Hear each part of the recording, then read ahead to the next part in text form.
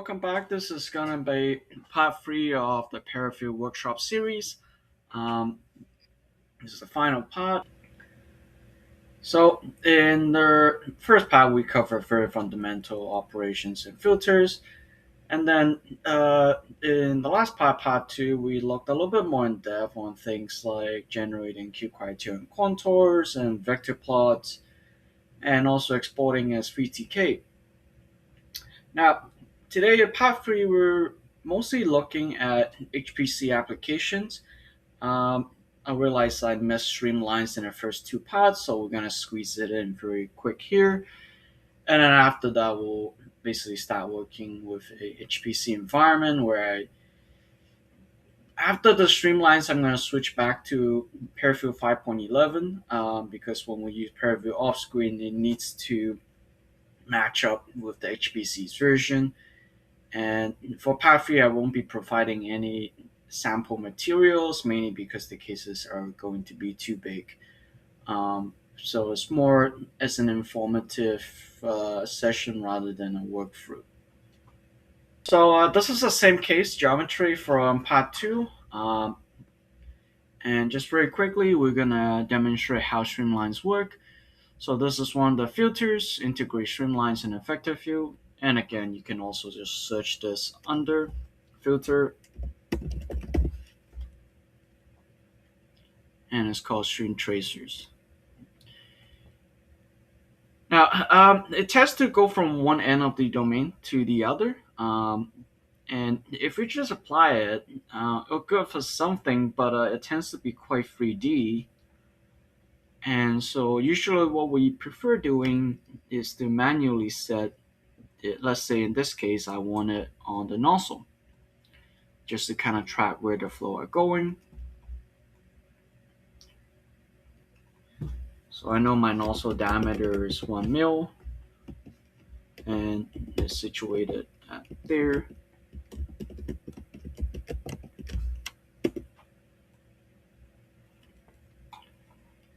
And we can kind of see how the streamline goes.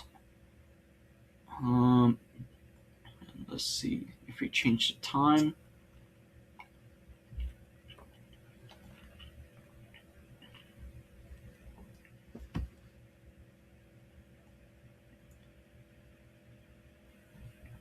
Okay, this one is better. And let's color it by our velocity. We can do Vy, Vz, Vx. Vy looks the best.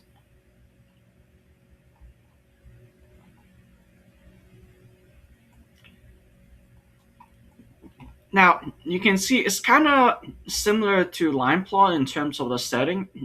We basically plot out a line, and then the streamlines goes from there, but the flow is 3D, so the streamline is not going to be 2D. And when you change a time step, you might want to replot the streamlines in different location. And you can also have multiple streamlines overlapping on each other just to get more coverage.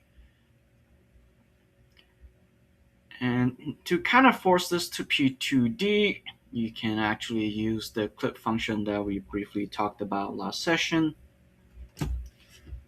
Um, let's try that.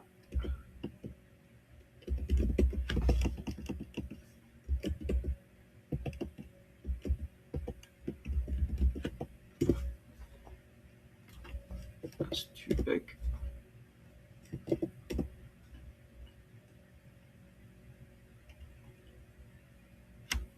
So that should just be taking a slice.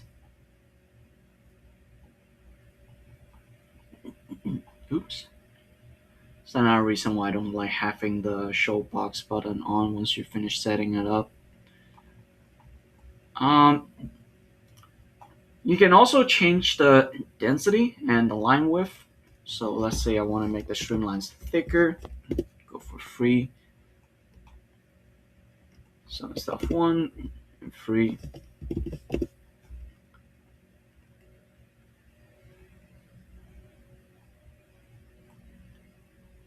And where's the density? Is it up top? Oh, I'm using the wrong filter.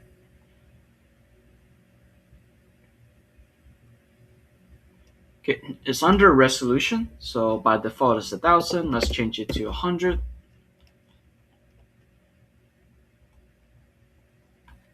So kind of like Q criterion contours, it's a bit of a try and error. Um, kind of have to just play around it a little bit. Now, to connect your ParaView to the cluster, kind of takes a little work to set up. Um, so first of all, here's some of the command lines you will need. So you have to load the modules, and you have to make sure that their off-screen version matches up with yours. And for example, the cluster I use don't actually have 6.1. The latest version is actually 6.0, so I'm just using 5.11.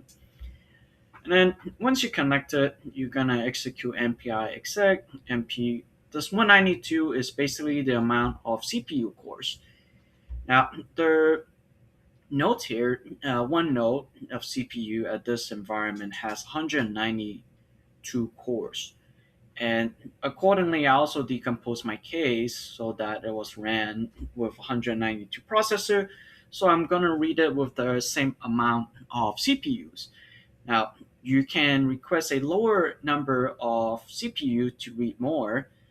Will be slower, but never read less CPUs with additional cores. So let's say if I reconstructed the field, then I would not use MPI or MP 192. I would just use one because there's no point reading with all 200 cores on just a serial file. Uh, Another thing you have to do locally, and this depends on your environment, is that you also have the SSH in connecting to the interactive nodes number. And here what I've done, I kind of had it written as a script, so I don't have to type all that. I just do bash and then and can input the core number or the node number. Um, then on your local ParaView, you're gonna go down under File, press Connect. Now you're gonna have to set this up. For you first timers, this would be empty, and then you have to click Server. The info you need to set it up should be on your HPC environment. Um, and if you have issues with setting those up, you should contact the local administrators to get some help or info on that. Now, once you connect, it should look something like this. There's the cluster, and if you look at the lower right, you can actually see which node we're connected to, and there's a lot more RAM that I'm having access to now, 750 gigabyte. So the server class CPU is going to do all the heavy lifting and computations. Now let's open a file. Going to generate old grid. Let's do v6. Now, this case is broken into 192 processors, as I mentioned. That's why I'm reading it in 192. You can also use a lower number of CPUs to read a higher number decomposed case. So I can actually use 192 to read 384, but I do not recommend doing the opposite way. Um, Now, in the past, we basically only read reconstructed cases, but from now on, we're actually going to toggle this to reading decomposed cases. This actually saves quite a bit of time and computational costs on reconstructing the flow field. Now, just very brief commentary on the flow. This is a flow over a 2D cylinder. The Reynolds number is 3900. The validation was done with PIV results.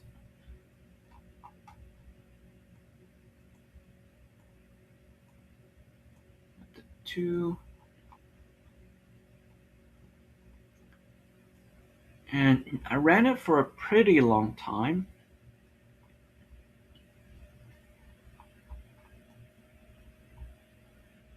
Now, the cases are massive, but let's say we're trying to apply Q criterion contours now under favorite.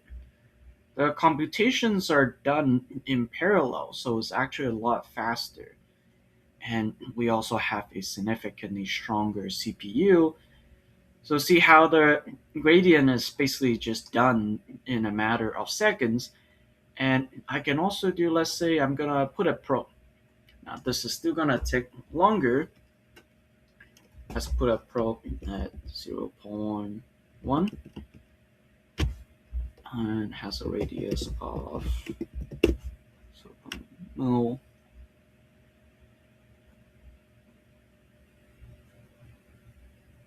And let's plot the time variables. Okay, so that's done. I think it took about a minute. Let's see. Let's just plot the average UX, oops, and UI. Uh, Basically, in a span of a minute, the probe, or basically we've extracted the velocity and actually everything that we've loaded for 121 time steps. And these are LES meshes, so they're quite expensive. I think this is around 10 mil. Um, I know in RAND, 10 mil is not much, but in transient simulation, you have to deal with Corin's number, and once the delta t becomes a factor, uh, it gets quite expensive. But so this is significantly faster, and honestly, there are ways to speed it up even more. If we know we don't need lambda 2, let's say we don't need u prime 2 mean, the fluctuation, the subgrid scale turbulence, and Washy stress y plus, then we can select a bunch of them, and let's say only keep u, nu t, and also the pressure, and the computation would be even faster. And so from there, what I usually do is then I export it as a CSV format, and then do some post processing locally with PyCharm. Um, there's some ways to check if it's being or if the speed up is working properly.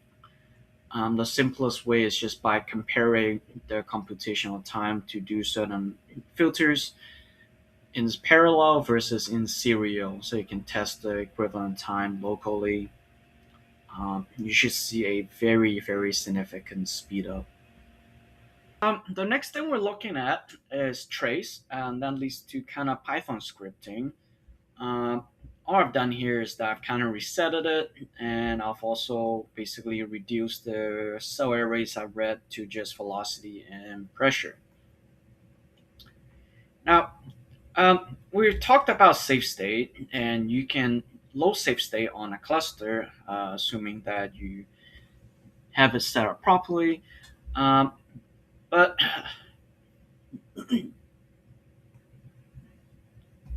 3, 2, 1.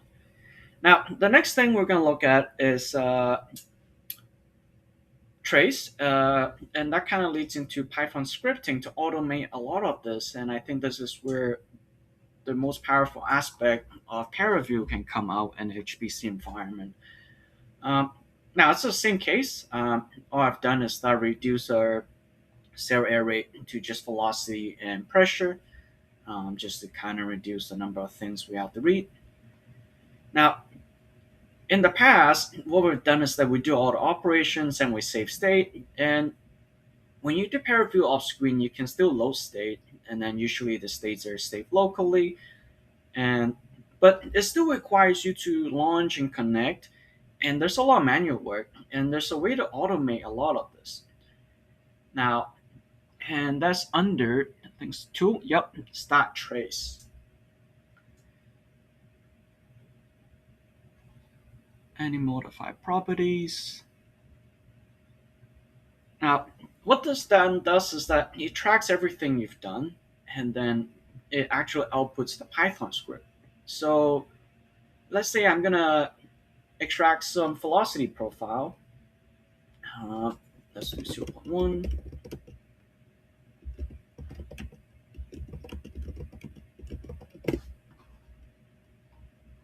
So just as reference, I basically plotted the velocity profile behind that. And let's generate it. Looks about right. And then let's say I generate a second one by just copy and paste and moving it a little further.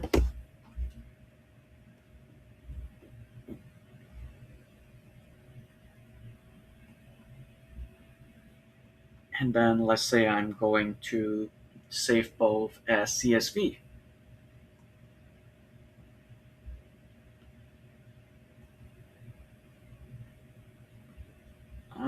This is saving locally. Let's save it under part 2. Just gonna call it temp1. It's an arbitrary name, doesn't really matter. And then I'm gonna save this as temp2. And then go back to tools and we're gonna press stop trace. Now it basically generated or translated everything we did, but in terms of Python. Uh, and if we scroll all the way down, it should show us the output. And there we go. Now, the way we use these is that we can kind of, let's say, we can copy them. Now, let's say I went to my local directory, I deleted them, or let's say we're going to update it. I'm going to call this oops, where did that go? Okay, I'm going to call it U1, actually U profile 1. And then I'm going to call this U profile 2.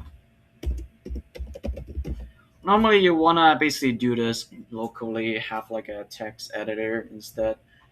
Um, Now let's rerun that.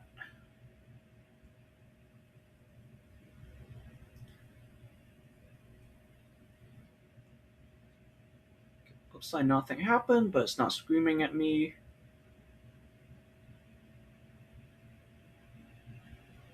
Voila.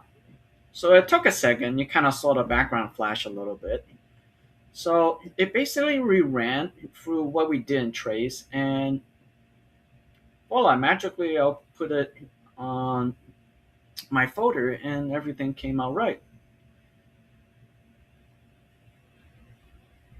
Now, this still requires me to open ParaView, but what you can then do, if I find the over here, now what you can then do is that you can save it as macro.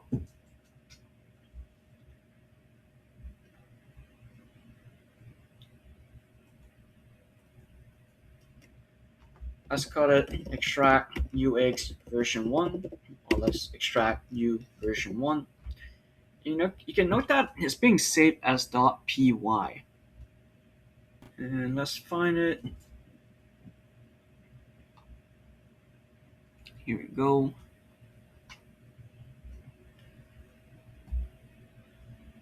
And so this does a few things. So first, when you shut the ParaView, you're not going to lose the macro. And also, this is saved locally, and this is because we're working with ParaView-offscreen. So you kind of have to do a little work. You have to upload it to the cluster, to the directory, and change some of the pathing. Because when you submit a script and you're just running ParaView-offscreen without connecting to it locally, it doesn't have access to your D drive anymore. So you're going to have to change it to, let's say, your Scratch directory or your current folder. Now, the other thing I also recommend, once you kind of try this out, is that you should start the trace from the beginning. So let's say I'm going to reset this. So the first thing I tend to do is to click filter, start trace. Um, and I'm gonna do all properties just to be safe. And then I'm gonna, let's say, open their folder.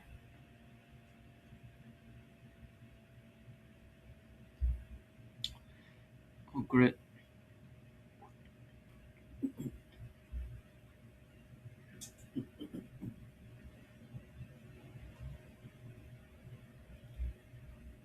So I started trace, I loaded the folder and again toggle it to decompose.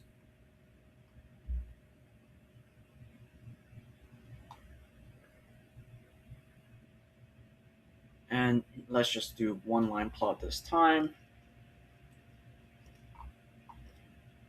Vertical.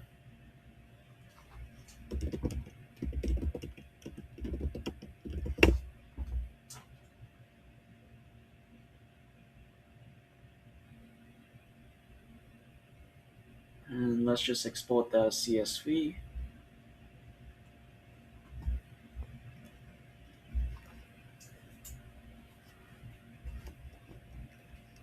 Let's replace the original one. And then to stop trace. Now, when you toggle on asking it to track everything, it's going to have a lot more info. For example, the file name has the full pathing, and that's quite important. Um, so my debugger interactive job got timed out, so I basically just had to reconnect and then reload the case.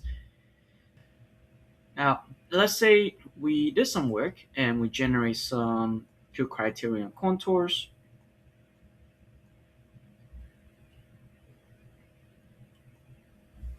Let's give it a contour level of 100.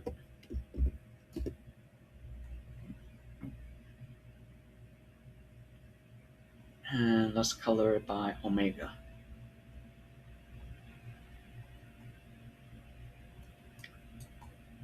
Now let's see which is their isometric angle, iso for the cylinder.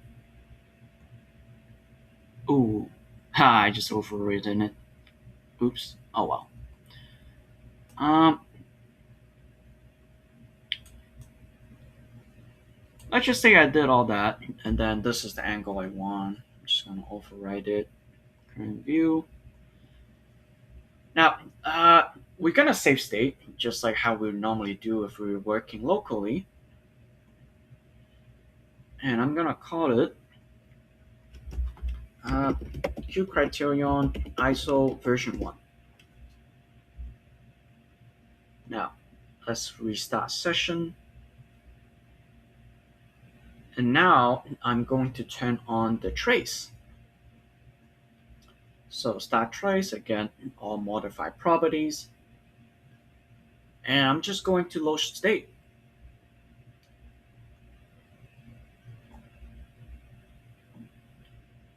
Now, again, you can toggle to choose other files. And in fact, this is going to be very handy. But once it gets outputted into a Python script, it won't matter. You can just change it there. So we've loaded state, and then let's say I'm just going to save a screenshot. And then I'm going to call it ISO qcry. It's going to ask for resolution. That's fine. And then I'm going to stop trace. Now, you can see that the script is actually a lot shorter, even though we ask it to track all the things that we've adjusted. And that's because the save state, pvsm, has all the hard work in there. So all it has to do now is just load state. So now this is from my D drive locally, so it still requires ParaView-offscreen, But what you can then do is that you upload this pvsm to your cluster, and then you change the output path, and then it will basically read it from the cluster, your state, and then outputs a screenshot to your HPC or your cluster storage. And just to make sure that also capture, yep, screenshot. And a lot of this is just comments, so you can kind of delete a lot of them too. And you can kind of see where this is going. This is a lot easier to edit. So you basically get everything set up in a state, and then you just trace this at the cluster. You do some manual work, and you can put some for loops in, and you can easily upgrade this to basically read multiple cases, or let's say output multiple screenshots for different time. Now let's demonstrate how that looks without having to launch ParaView locally. Uh, so I tend to like having two windows.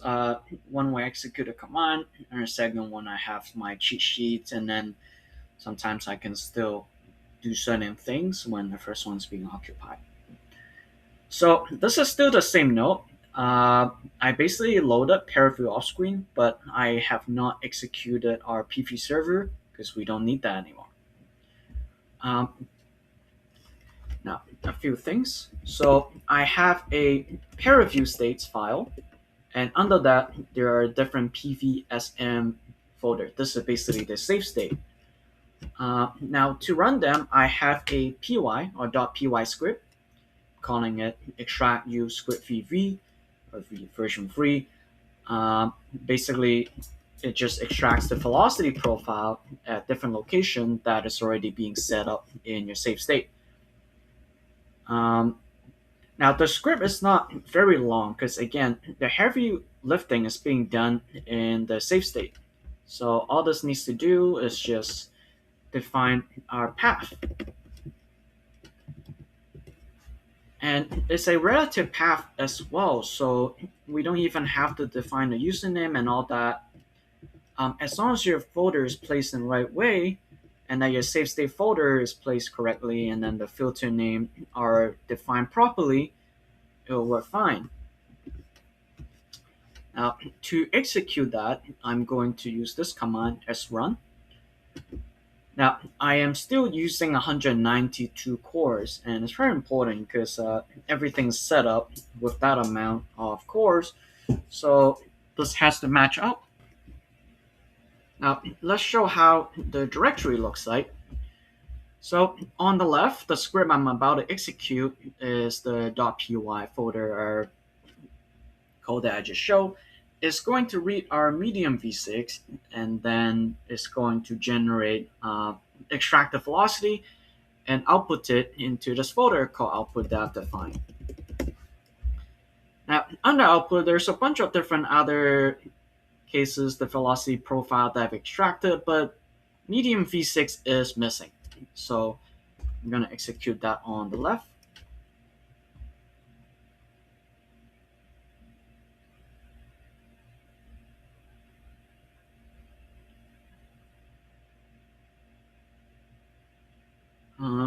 It spills out a bunch of angry lines, but hey, it still outputted it, which is good. Now sometimes it might run through, but kind of gives you nothing, so you do have to be careful. So on the right, we have medium v6, that's encouraging, and then we have all the CSV. Let's look at the first one.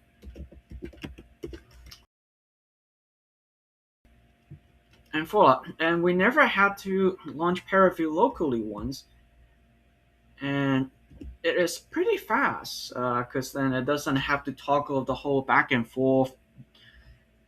And then what I then do is I just use Globus, move this locally to PyCharm, and then just plot all the velocity profile.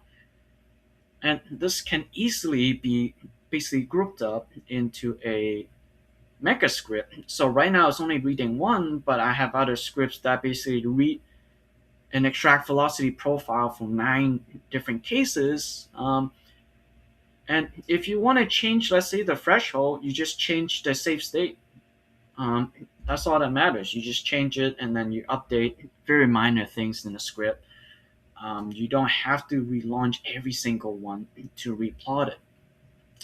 And you can even further automate this by just throwing it into a job script that gets submitted. And then you just run it overnight.